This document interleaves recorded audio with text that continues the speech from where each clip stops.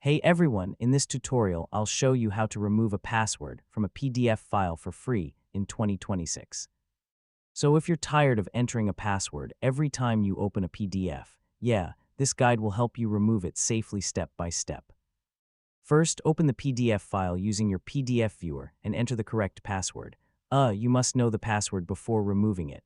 Next, use the print option and select Microsoft Print to PDF. So this creates a new copy of the PDF without password protection.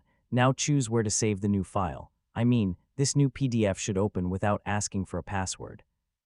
So you can also use free PDF unlock tools online. Upload the file, enter the password once, and download the unlocked version. Next, reopen the new PDF and check if it opens directly. This confirms the password was removed successfully. Finally, store the unlocked PDF safely. So remember that removing passwords makes files easier to access for anyone using your PC. And that's how to remove a password from a PDF file for free in 2026. Once you create an unlocked copy, you can open and manage your PDFs much faster. If this guide helped you, feel free to check out more PDF and productivity tutorials. Hey everyone.